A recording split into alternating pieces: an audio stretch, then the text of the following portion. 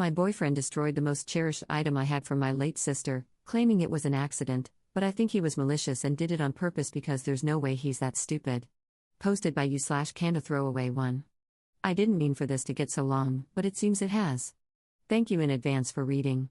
For background about my sister, 2 years ago, my 24F sister, Carrie, was killed in a car accident. She was riding with a friend to the mall, the friend's parent was driving, when a teenage boy plowed through a red light while texting and hit the car Carrie was in. Carrie passed away instantly, and her friend, June, was in a coma for 3 weeks before her parents took her off life support. When Carrie passed, I was devastated, angry, and just not in a good place. Carrie and I had been extremely close. Despite a 7-year age gap, we enjoyed a lot of the same shows, went to concerts together, volunteered together, and I took it upon myself to guide Carrie like any big sister would. Our parents were extremely busy with work most days, so Carrie and I would often cook together and do crafts when we weren't too busy with schoolwork. She wanted to be a NICU nurse when she grew up, and I helped her find a volunteer position at a local hospital to gain experience being around patients. In short, Carrie was my sister and my best friend, and when she passed, I was a mess. The last craft Carrie and I made together was a set of candles. We bought the wax at a local craft store and made each other a candle, decorating the jars they were in. That was literally the day before the accident. At her funeral, Carrie was buried with the candle I made her. The candle she made me sat on my desk next to my favorite picture of us together at the beach. Or it did, until last week. For background about my boyfriend, I met my boyfriend, Eugene, 27M, about a year and a half ago, about 6 months after Carrie passed. I wasn't looking for a relationship, I was still grieving my sister's death, but Eugene came along, and it was love at first sight.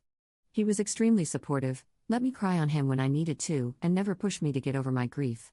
He was extremely gentlemanly about everything and very, very patient. After 6 months of seeing each other regularly, we made it official.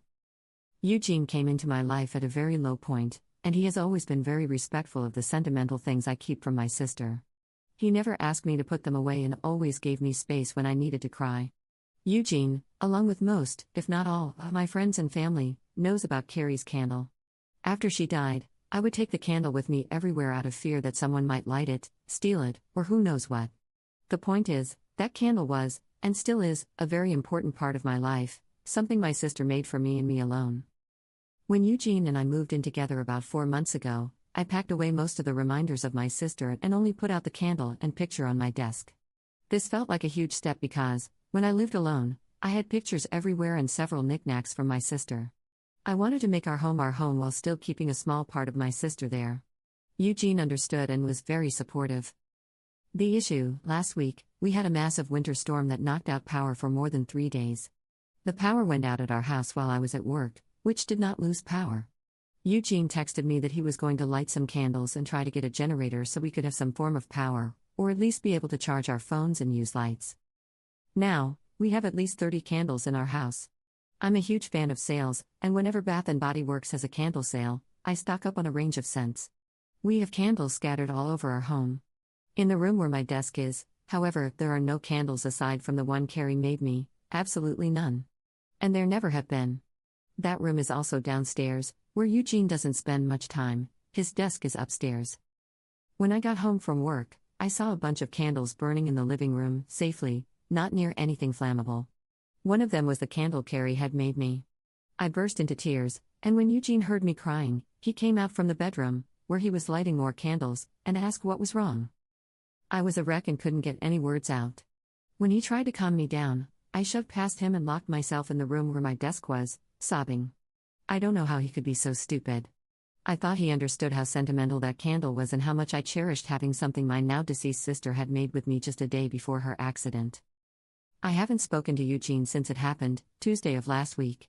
He has tried to explain that he needed candles to see, but I just can't wrap my head around it. He didn't touch the large stash of candles we have upstairs, right by the living room where Carrie's candle was, but instead went downstairs, out of the way, to grab the most sentimental, cherished item I have. The candle burned most of the day while I was at work and is now melted and pretty much gone. I still have the jar it was in, but I can't look at it without bursting into tears. Reddit, what do I do?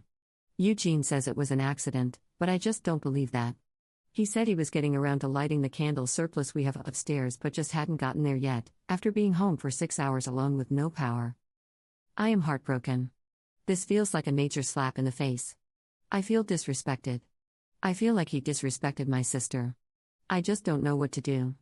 I don't feel like I can forgive him for this. Can, or should, I try to work past this? Relevant comments. Commenter. I would absolutely end a relationship with someone over this. He must be a complete emotional idiot to think that this candle should be treated like any other. Also, I like how he tried to walk it back from my needed candles, and there was one to it was an accident. How freaking stupid must he be to think that this would be acceptable? Seriously, end it and don't look back. Ops response. Thank you for your response. I really don't believe it was an accident. From the living room to my desk, there are probably 7 to 9 candles in plain view that he would have had to pass, 3 of which were lit when I walked in. I honestly believe he did it on purpose. Thank you again for your response. Commenter 2. Has he apologized sincerely or just blown it off? The magnitude of his remorse should guide you in how to take this. If he was just an absent-minded dolt, then yeah, it was a mistake. But a more deliberate action would likely mean he shows little to no remorse. Ops response. He actually has not apologized but instead has tried to defend his actions by saying he needed the candle for light and then moved on to saying it was an accident. But thinking back, I don't think he has apologized for it at all. Commenter 3. This may be the wrong idea, and it may not help, but as a sentimental crafter, I have a thought. First, I'm so sorry about the candle. It's so clear that you're still grieving the loss of your sister. You still have the jar. On her birthday, or the anniversary of her death if that feels right, make a new candle in the jar. Pick her favorite color or something. When you make the candle, pour in all of your love for her along with the wax. Focus on that love as you pour. Think of the new candle as containing all of that love. Think of it now as something you made together. She made the vessel, you made the love. Just a thought. Maybe cheesy and stupid. But maybe not? Ops response. I actually teared up at work reading this. I never thought about making a new candle. I really appreciate the idea and will definitely consider it. She made the vessel, you made the love. That really got to me. I'm not over losing her because she was the one constant happiness in my life, and it's been hard. I will definitely consider a new candle to show my love for her. Update 20 days later. A few people have PM'd me in recent days asking for an update, so here it goes. My original post was the day before Thanksgiving. Eugene and I had planned to spend Thanksgiving with my parents, but that did not end up happening. On my way home from work, I stopped at a local craft store to pick up supplies to make a new memorial candle for Carrie. Thank you so much to that one commenter for the amazing and heartfelt suggestion. My parents and I spent a day remembering Carrie and making a new candle using some of the wax from the original one. I also ended up purchasing a locket and had some of the remaining wax from the candle put inside, with a locket welded shut by a friend. On the evening of my post, I got home and Eugene said he wanted to talk. I agreed that we needed to clear the air before Thanksgiving, so we sat in the living room and started to talk. I was not ready for what he told me. A few commenters from my original post seemed to hit the nail on the head in a way. Eugene told me that when we first met, he was extremely turned on by the fact that I was essentially a damsel in distress. I had just lost my sister, I was in a massive depression, and I wasn't myself. And that turned him on both intimately and in a protective way. Over the past few months, I've started to become more myself. I got promoted at my job, I've joined a cooking class and have gotten out more, and I've definitely moved away from being a damsel in distress in Eugene's eyes. He went on to explain that he burned the candle in hopes that it would throw me back into that phase because that was the only time he felt attracted to me. That's right, he is not attracted to me unless I'm upset, crying, and a damsel in distress. When I prodded for more information, he told me that everyone he had dated before me had either just experienced a loss or was in need of rescuing. Eugene told me he was no longer attracted to me. He dreaded having any intimacy with me because he could no longer be the hero rescuing me, which was what turned him on in the first place. He didn't like going out in public with me because I had started to put myself together more, not just wearing a t-shirt and jeans like I did when I was depressed, which attracted the stares of other men that he saw as a threat, taking away his damsel in distress. Eugene had a whole laundry list of things he hated doing now because I wasn't in a funk anymore. I told him that if that was the case, then we needed to break up. He agreed and said he would stay with a friend until he could make new living arrangements. My name is the only one on our house, and I told him I would give him 60 days to vacate, which he agreed was fair. Over the past few weeks, I've spent a lot of time with my parents and close friends. I don't really feel like I've been dumped or like I broke up with someone. I just feel like me. Carrie's candle sits on my desk where the original one was, and I wear the locket every day.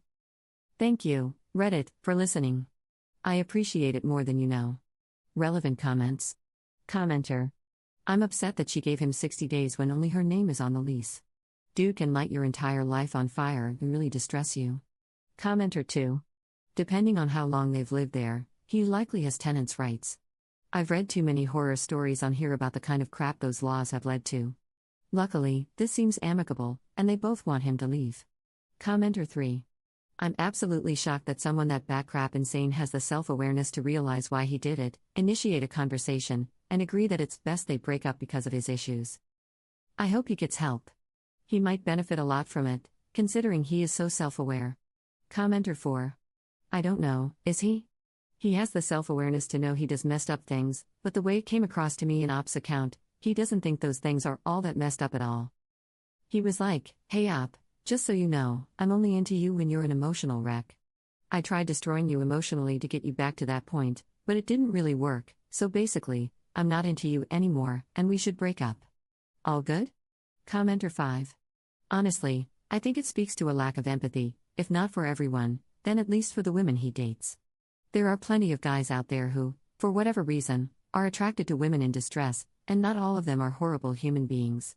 But the fact that this guy actively seeks out these women exclusively, hurts them to maintain that dependence or distress, and is self-aware enough to verbalize these tendencies implies that he feels entitled to this sort of broken woman. I'm no doctor, so I'm not trying to diagnose this dude from afar, but I'd wager that he has some sort of personality disorder beyond just the fetishization of women in emotional pain and a hero complex.